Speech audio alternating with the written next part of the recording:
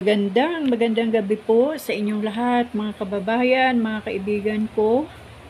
Salamat po sa ating Panginoon dahil araw na naman po ngayon ng linggo at katatapos ko lang din po nga nanood ng gawain sa live stream. At sa mga oras nga po ito ay malakas po ang ulan, may kasamang hangin. Kaya mga kaibigan, lahat po tayo na dadaanan po ng bagyo ang ating mga lugar. Manalangin po tayo na wasakin na ng Diyos ang hangin at pahintuin niya na muna ang ulan. Dahil almost 36 hours na po ang ulan dito sa Laguna. Ngunit magpaganon pa man mga kaibigan, wala po tayong ibang pananaligan kundi ang ating Diyos. Siya po ang ating tagapag-ingat. Siya po ang nagbibigay ng divine protection sa atin. Kaya wala po tayong gagawin sa ganitong design ng panahon, kundi ang manalig po kay Kristo. Kaya mga kaibigan, bumagyo, umulan, umaraw, magpapatuloy po tayo sa pagbabasa ng salita ng ating Panginoon. Kaya muli ay buksan na naman po natin ang ating mga Biblia sa aklat po ng awit. Dito po sa aklat ng awit 119. Sabi po dito sa awit 119, ang kautusan ni Yahweh. Mapalad ang mga taong malinis ang pamumuhay ayon sa utos ni Yahweh. Ang gawain araw-araw, mapalad ang sumusunod sa kanyang kautusan. Buong puso ang pagsunod sa utos na ibinigay. Ang gawain ay matuwid, namumuhay silang ganap. Sa daan ng Panginoon, doon sila lumalakad. Ibinigay mo sa amin iyong mga utos upang aming talimahin at sundin ang buong lugod. Gayon ako umaasang magiging tapat, susundin ang iyong utos, susundin ang buong ingat.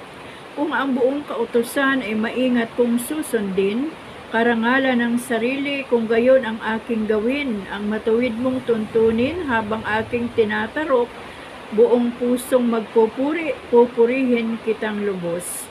Ang lahat ng iyong utos ay sisikapin kong sundin, huwag mo akong iiwanan, huwag mo akong lilisanin. Pagiging masunurin sa kautusan ni Yahweh. Verse 9. Paano ba iingatang maging wagas yaong buhay ng binata sa kanyang kabataan? Ang tugon ay sumunod siya sa banal mong kautusan. Buong puso ang hangad ko na ikaw ay paglingkuran. Sa pagsunod sa utos mo, huwag mo akong babayaan. Ang banal mong kautusay sa puso ko iingatan upang hindi magkasala laban sa iyo kailanman. Pupurihin kita, Yahweh, ika'y aking pupurihin. Ang lahat ng tuntunin mo ay ituro mo sa akin. Ang lahat mong mga utos na sa akin ibinigay, palagi kong uusalin, malakas kong isisigaw. Nagagalak na susundin yaong iyong kautusan, higit pa sa pagkagalak na dulot ng kayamanan. Ako'y laging mag-aaral sa lahat ng tuntunin mo upang aking maunawa. Magbubulay-bulay ako sa bigay mong kautusay, lubos akong nalulugod.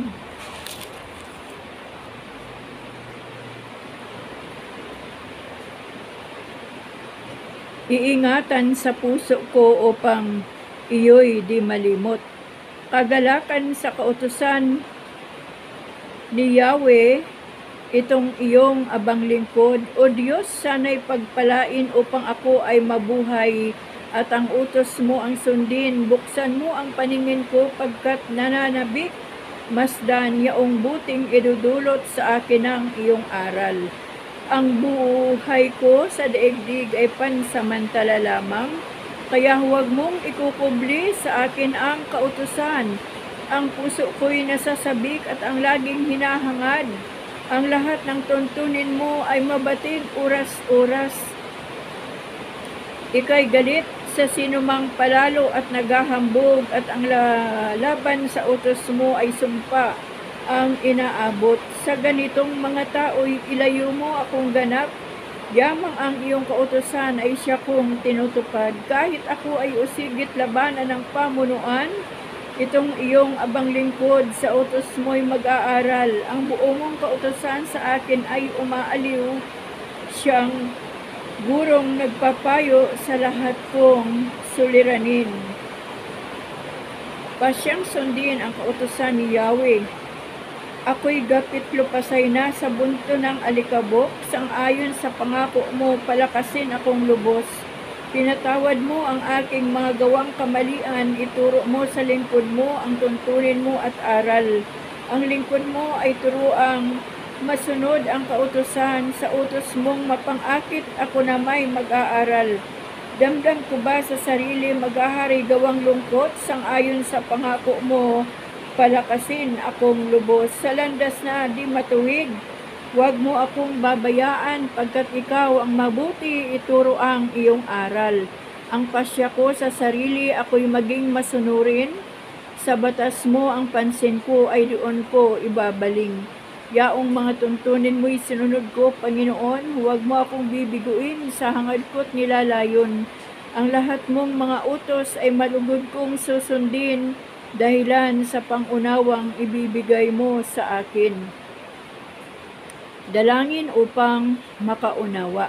Ituro mo, Panginoon, layunin ng kautusan, at iyon ang susundin ko habang ako'y nabubuhay. Ituro mo ang batas mo at sisikapin kong masunod. Buong pusong iingat at susundin ng buong lugod. Sa pagsunod sa utos mo, ako'y iyong pangunahan. Sa utos mo'y naroroon ang ligayang inaasam. Bayaan mong hangarin ko na sundin ang iyong utos, higit pa sa naghahangad na yumaman akong lubos. Ilayo mo ang pansin ko sa bagay na walang saysay, at ayon sa pangako mo'y pagpalain akong tunay. Tuparin mo ang pangakong ginawa sa iyong lingkod, ang pangako sa lahat ng sayo ay natatakot. Iligtas mo ang lingkod mo sa sinumang mapanguyam, sa mabuting tuntunin mo. Humahanga akong tunay, ang lahat ng tuntunin mo, ang hangad ko'y aking sundin, pagkat ikaw ay matuwid, kaya ako'y pagpalain. Pagtitiwala sa kautusan ni Yahweh. Tayo po ay nasa chapter 119 pa din.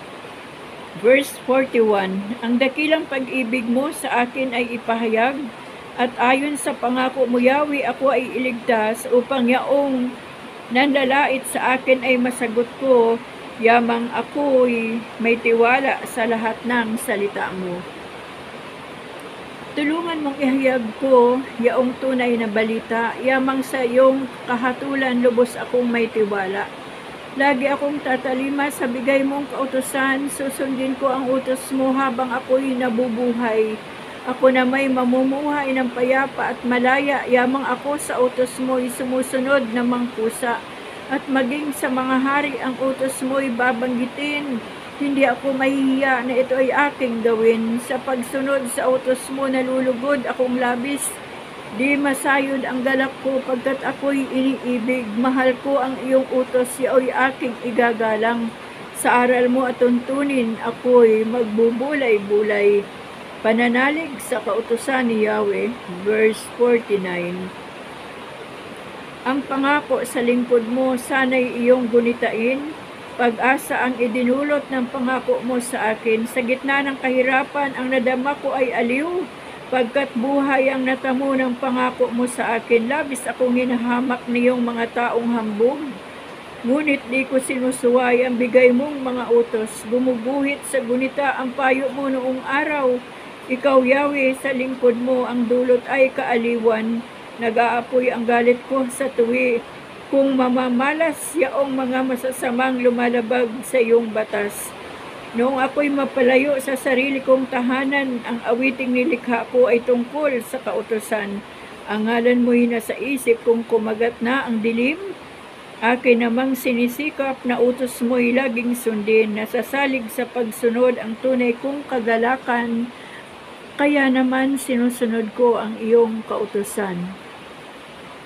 Pagbubulay-bulay sa kautusan ni Yahweh. verse 57. Ikaw lamang, Panginoon, ang lahat sa aking buhay, kaya ako'y nangangakong susundin ang kautusan. Taimtim sa aking puso na ako ay humihiling, sang-ayon sa pangako mo ay mahabag ka sa akin. Tinanong ko ang sarili kung ano ang nararapat, ang tugon sa katanungay, sundin ko ang iyong batas. Kaya ako'y nagdumali upang hindi na mabalam sa hangad kong masunod na ang bigay mong kautusan. Silang mga masasama, kahit ako ay gapusin, ang bigay mong mga utos ay di ko rin lilimutin. Gumigising akong lagi pagsapit ng hating gabi, sa matuwid mong paghato lagi kitang pinupuri. Tapat akong kaibigan ng sa iyo'y naglilingkod, mga taong buong puso sa utos mo'y sumusunod. Ang dakilang pag-ibig mo'y laganap sa daigdigan, ituro sa akin, Yahweh, ang banal mong kautusan. Ang kahalagahan ng kautusan ni Yahweh. Verse 65. Tinupad mo, Panginoon, ang pangakong binitiwan, kay buti ng ginawa mo sa lingkod mong minamahal. Ako'y bigyan mo ng dunong ng tunay na karunungan, yamang ako'y nagtiwala sa utos mong ibinigay. Ang sariling dati-rati na mumuhay ng baluktot, nang ako ay parusahan, salita mo ay sinunod.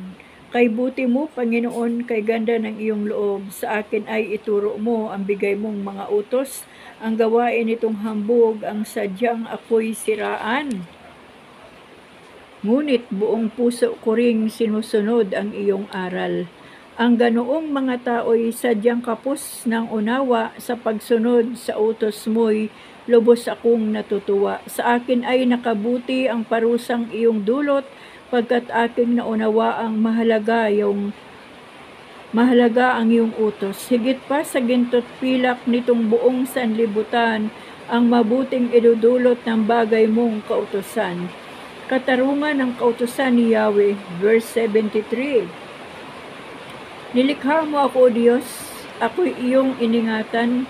Bigyan ako ng unawa upang batas mo'y malaman. Ang sa iyo'y natatakot kapag ako ay nakita, matutuwa sa lingkod mong sa iyo ay umaasa. Nababatid ko, O Yahweh, matuwid ang iyong batas, kahit ako'y pagdusahin na nanatili kang tapat. Aliwin mo sana ako niyang pag-ibig mong lubos, katulad ng binitawang pangako sa iyong lingkod. Sa akin ay mahabag ka at ako ay mabubuhay, ang lubos kong kasiyahay na sa iyong kautusan. Ang hambog na naninira sa lingkod mo ay hiyain. Sa aral mo ako na may magninilay na taimtim. Sa akin ay magsilapit, ang sa iyo ay may takot.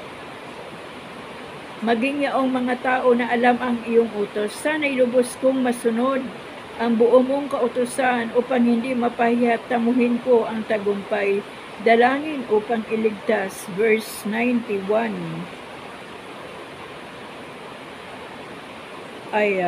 Verse 81 po pala. Panginoon, kay tagal kong naghintay ng pagliligtas, lubos akong nagtiwala sa bigay mong pangungusap. Dahilan sa paghihintay, lumamlam na yaring tingin. Ang tanong ko ngayon, ito kailan mo aaliwin? Katulad ko'y nangulubot na, sisidlang yaring katad, gayon pa man di ko pa rin nilimot ang iyong batas. Gaano bang katagal pa ang lingkod mo maghihintay sa parusang igagawad sa nang uusig kong kaaway? Silang mga mahahambog, mga taong masuwayin, nag-umang ng mga bitag upang ako ay hulihin. Inuusig nila ako kahit mali ang paratang, sa batas mo'y may tiwala, kaya ako ay tulungan. Halos sila'y magtagumpay, nakitlin ang aking buhay, ngunit ang iyong mga utos ay hindi ko nalimutan. Dahilan sa pag-ibig mo, O Diyos, ako ay lingapin, at ang iyong mga utos ay masikap kong sundin. Pananalig sa kautusan ni Yahweh, verse 89. Ang salita mo, O Yahweh, di ko kupas walang hanggan, matatag di makilos sa rurok ng kalangitan. Ang taglay mong katapatan ay hindi na magbabago, ang nilikha mong daigdig matatag sa kanyang dako. Hanggang ngayon ay matatag pagkat ikaw ang nag-utos, alipin mo silang lahat at sa iyo'y naglilingkod. Kung ang iyong kautos ay di bukal ng aking galak, Pumanaw na sana ako sa parusang inilapat. Ang utos mo'y susundin ko, di ko ito tatalikdan, pagkat dahil sa utos mo, ako ngayon nabubuhay. Ang lingkod mo'y iyong iyo, kaya ako ay iligtas. Ang pagsunod sa utos mo ay siya kong sinisikap. Nag-aabang ang masama upang ako ay mapatay, ngunit ako'y magbubulay sa bigay mong kautusan. Nabatid kong sa daigdig walang ganap na anuman, ngunit ang iyong mga utos walang hanggan, yaong saklaw. Ang pag-ibig sa kautusan ni Yahweh, Awit chapter 19, verse 97. O ang iyong mga utos ay tunay kong iniibig, araw-araw sa maghapon ay siya kong iniisip, kasama ko sa tuwi na yaong iyong kautusan. Kaya ako'y dumurunong na higit pa sa kaaway. Sa lahat kong mga guro ang unawa ko ay higit, pagkat ang aral mo turo ang laman ng aking isip. Ang taglay kong karunungan ay higit pa sa matatanda, pagkat ang iyong mga utos ay hindi ko sinira. Di ko gustong matutuhan ang ugaling masasama, ang hangad ko na masunod ay ang iyong sinalita. Hindi ako nagpabaya sa utos mo at tuntunin, pagkat ikaw ang guro ko na nagturo ng aralin. O kay tamis na namnamin ang utos mong ibinigay, matamis pa kaysa pulot yaong lasang tinataglay. Sa bigay mong mga utos, natamo ko'y karunungan, kaya ako'y namumuhi sa ugaling mahahalay. Ang haba po talaga ng chapter 119. Liwanag mula sa kautusan ni Yahweh, salita mo'y isang tanglaw na sa akin ay patnubay, liwanag na tumatanglaw sa landas kong daraanan.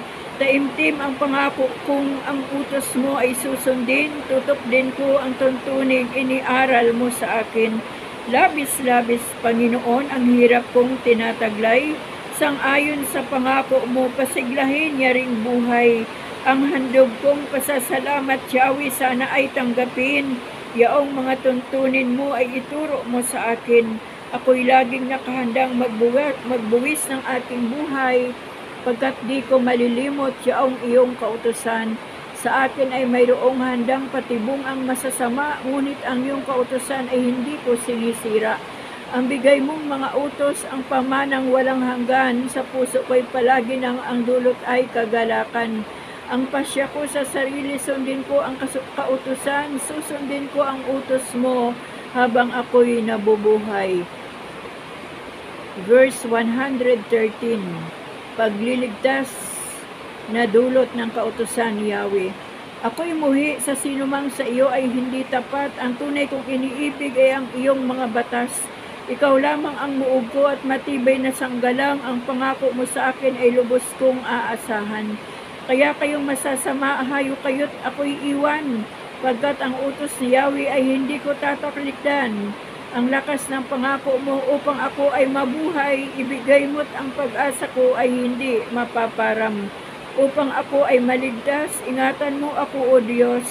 Ang pansin ko'y ipapako sa bigay mong mga utos. Ang kalaban ng utos mo ay lubos mong itatakwil. Ang kanilang pandilin lang ay wala ring sasapitin. Sa lahat ng masasama, basura ang iyong tingin, kaya naman ang turo mo ang siya kong iibigin. Dahil sa iyo ang damdam ko'y para akong natatakot, sa hatol mong igagawad, natatakot akong lubos. Ang pagsunod sa kautusan ni Yahweh. Verse 121.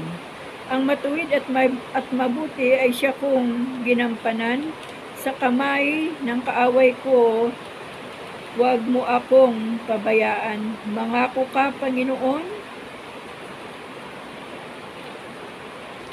tutulong sa iyong lingkod,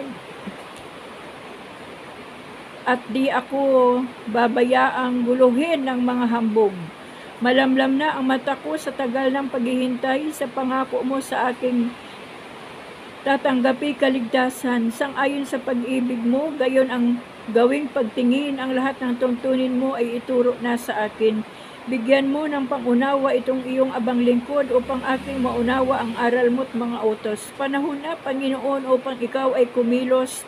Nilalabag na ng tao ang bigay mong mga utos. Mahigit pa kaysa ginto, pag-ibig ko sa iyong aral. mahigit pa kaysa gintong binuli at dinalisay, kaya iyang tuntunin mo ang siya kong sinusunod pagkat ako'y namumuhi sa anumang gawang buktot. Paghahangad ng sundin ang kautusan ni Yahweh. Lubos akong humahanga sa bigay mong mga turo, iya'y aking iingat at susundin ng buong puso. Ang liwanag ng turo mo'y nagsisilbing isang tanglaw, nagbibigay dunong ito sa wala pang karanasan. Halos humihingal ako dahilan sa kasabi ka na mata mo yaong aking minimithing kautusan.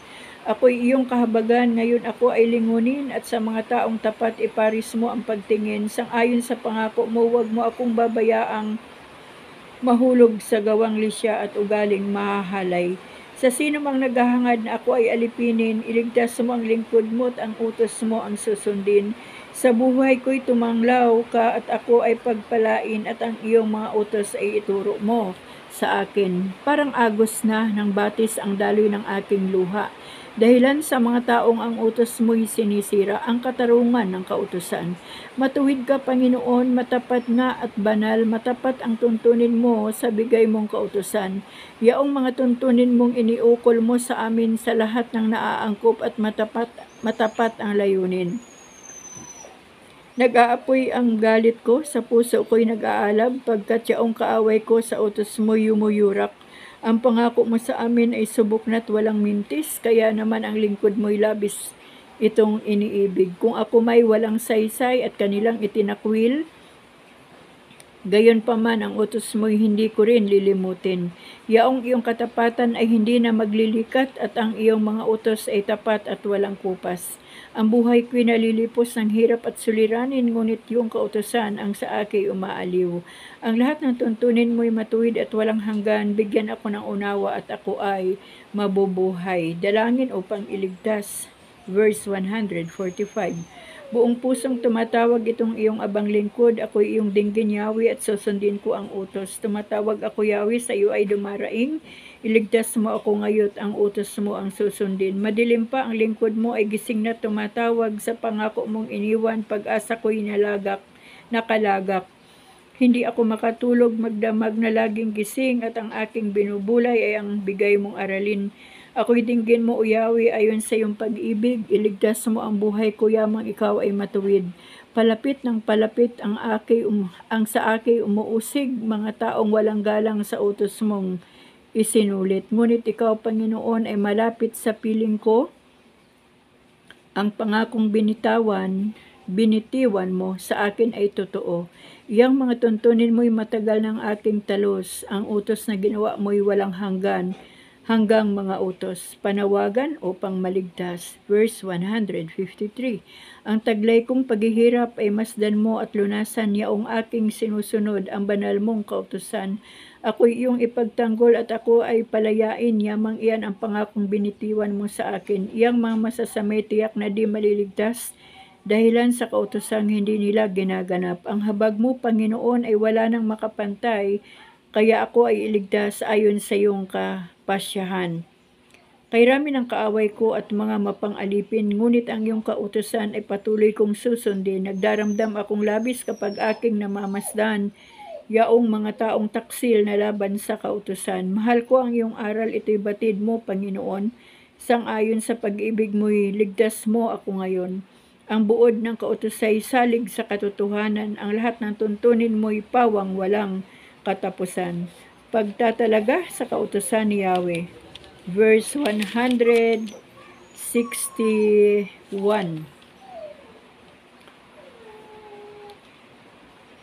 Mga taong namumuno na dahop sa katarungan o sigin man nila ako, susundin ko'y iyong aral. Dahilan sa pangako mo, magagalak yaring buhay katulad ko yaong taong nakatuklas niyong yaman. Sa anumang di totoo, muhi ako't nasusuklam, ang tunay kong iniibig ay ang iyong kautusan. Araw-araw 7 bisis akong nagpapasalamat sa lahat ng kahatulang matuwid mong iginawad. Ang magmahal sa utos mo'y mapayapa yaong buhay, matatag ang taong ito at hindi na mabubuwal. Hinihintay ko ikaw, O Diyos, upang ako ay iligtas. Ang anumang iutos mo ay siya kung tinutupad. Tinutupad ko ang utos at lahat mong mga aral, buong pusong iniibig ang buo mong kautusan. Sinusunod ko ang iyong kautos at mga aral, ang anumang gawain ko ay kita mo't namamasdan. Dalangin upang tulungan. Panginoon, tanggapin mo ang daing ko na tulungan. At ayon sa pangako mo, pangunawa ako'y bigyan. Bayaan ang dalangin ko ay dumating sa iyo, O Diyos. Sang-ayon sa pangako mo, iligtas ang iyong lingkod. Ako'y laging magpupuri, lagi kitang pupurihin, pagkat ako'y tinuruan ng aral mo at tuntunin. Dahilan sa kautusan, ako ngayon ay aawit, sapagkat ang iyong utos ay marapat at matuwid. Humanda ka sa pagtulong, ito'y aking kailangan, sapagkat ang susundin ko'y ang utos mong ibinigay. Nasasabik ako, Yahweh, sa pangakong pagliligtas, na dama ko sa utos mo ay ang ligaya at galak. Upang ako ay magpuri, ako'y bigyan mo ng buhay, matulungan nawa ako ng tuntunin mo at aral, para akong isang tupa na nawala sa nawalay, hahanapin mo ang lingkod mo, ngayon ay lapitan. Yamang ako ay sumunod sa lahat ng kautusan. Chapter 120. Ay, salamat sa Lord. Natapos po natin ang napakahaba na chapter 119.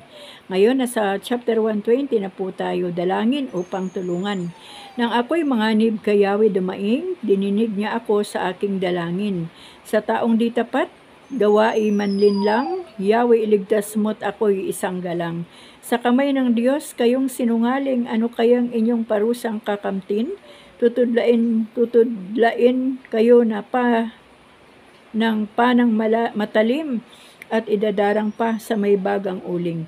Yaong buhay ninyo'y ang nakakatulad ang buhay sa Misek o kaya'y sa Kedar. Matagal-tagal ding ako'y nakapisan ng hindi mahilig sa kapayapaan. Kung kapayapaan ang binabanggit ko, pakikipagbaka ang laman ng ulo. Chapter 121. Sa gawin ng bundok tumitingin ako, saan manggagaling ang aking saklulo? Ang hangad kong tulong sa Diyos magmumula sa Diyos na lumikha ng langit at lupa. Huwag sana akong bayaang mabuwal, handang lagi siya sa pagsasanggalang. Ang tagapagtanggol ng bayang Israel hindi natutulog at palaging gising. Ang Diyos na si Yahweh siyang magbabantay, laging nasa piling upang magsanggalang. Di ka magdaramdam sa init ng araw kung gabi. Di ka sasaktan ng buwan. Sa mga panganib, ikaw'y ililigtas nitong Panginoon, siyang mag-iingat saan man naroon, ikaw'y iingatan, di ka maano kahit na kailan. Chapter 122. Pagpupuri sa Jerusalem. Ako ay nagalak sa sabing ganito. Sa bahay ni Yahweh ay pumapasok tayo, sama-sama kami matapos sapitin ang pintuang lungsod nitong Jerusalem. Yaong Jerusalem kay ganda ng anyo, maganda ang ayos ng muling matayo. Dito umaahon ang lahat ng angkan, lipin, Israel upang manambahan. Ang hangad ni Yahweh ay pasalamatan pagkat ito'y utos na dapat gampanan. Doon din naroon ang mga hukuman at trono ng haring hahatol sa tanan. Ang kapayapaan nitong Jerusalem, sikaping kay Yahweh yaong idalangin. Ang nangagmamahal sa iyo'y pagpalain. Pumayapa nawa ang banal na bayan at ang palasyo mo ay maging tiwasay. Dahilan sa aking kasama't katuto sa iyo, Jerusalem, ang sabi ko'y ito. Ang kapayapa ay laging sumaiyo dahilan sa templo ni Yahweh ating Diyos. Ang aking dalangin, umunlad kang lubos. Chapter 123. Ang aking pangmasid doon nakapukol sa luklukang trono mo, O Panginoon. Tulad ko'y aliping, ang inaasahan ay ang amo niya para matulungan. Kaya walang humpay ang aming tiwala hanggang ikaw, Yahweh, sa aming maawa. Mahabag ka sana kami kaawaan. Labis na ang hirap naming tinataglay. Kami hinahamak ng mga mayaman. Matagal na kaming laging inuuyam ng mapang-aliping palalo't mayabang. Chapter 124. Ang Diyos ang tagapagligtas ng kanyang bayan. Ano kaya't di pumanig sa atin ang Panginoon, O Israel? Ano kaya ang sagot sa gayong tanong? Kung ang Diyos na si Yahweh sa amin ay di pumanig, noong kami sa lakayin ng kaaway na malupit, maaring kami noon ay nilulunah ng buhay sa siglakbo ng damdamin at matinding kagalitan. Maaring kami nooy natangay na niyong agos na anod sa karagat at tuloy-tuloy na nalunod. Sa lakas ng agos na nalunod nga kaming lubos. tayo ay magpasalamat, si Yahweh ay papurihan, pagkat tayo iniligtas sa malupit na kaaway. Ang katulad nating ibong sa bitag ay nakatakas, lubos tayong nakalaya, nang ang bitag ay mawasak. Tulong nating kailangan ay kay Yahweh magmumula, pagkat itong lupa't langit tanging siya ang lumikha. Chapter 125. Parang bundok siyon ang taong kay Yahweh ay nagtitiwala, kahit nakailay hindi makikilos di rin mauuga. Itong Jerusalem ay naliligiran ng maraming bundok, gayo nagtatanggol sa mga hinirang ni Yahweh ating Diyos. Yaong masasama ay di tutulutang laging mamamahala, pagkat maaring ang mga hinirang mahawa sa sama. Ang mga mabait na tapat sumunod sa iyong kautusan, sana'y pagpalain mo sila, O Yahweh, sa kanilang buhay. Ngunit ang masama sa kanilang hilig, iyong parusahan sila dahil sa diwasto nilang pamumuhay. Tanggapin, Israel, ang kapayapaan. Awit, chapter 126. Nang lingapin tayo ng Diyos, sa Sion ay ibalik ang nangyaring kasaysayay parang isang panaginip. Lahat tayo ay natuwa, masasayang nagsiawit. Ang sabi ng mga bansang nagmamasid sa paligid, ang ginawa ng Diyos nila ay dakila. Anong dikit? Dakila ngang masasabi, pambihira ang ginawa. Kaya naman kami ngayon kagalakay di kawasa. Kung paanong inuulan yaong mga tuyong batis sa sariling bayan namin, kami Yahweh ay ibalik. Silang mga nagbubukid na nagtatanim na may luha, bayaan mo na mag-aning masasayat natutuwa. Yaong mga nagsihayong dalay binhit, nananangis ay aawit na may galak, dalay ani pabalik. Yan, purihin po ang Panginoon. Dito po tayo magwawakas muna sa chapter 126. Grabe po ang haba ng 119. Pero bagamat mahaba mga kaibigan, ang dami po nating nabasa. Ang dami po nating nalaman at meron din po tayong mga natutunan. Ano po? Ito po ang awit 119 ay talagang puro po panalangin at puro pagsunod sa utos at tuntunin ng Diyos. Hindi siya lumabag kahit siya ay pinagtatangkaan na, kahit siya ay inaapi, inuuyam, parang iniinsulto, pero ang sabi niya, ang salita pa rin ng Diyos ang kanyang susundin. Ano po?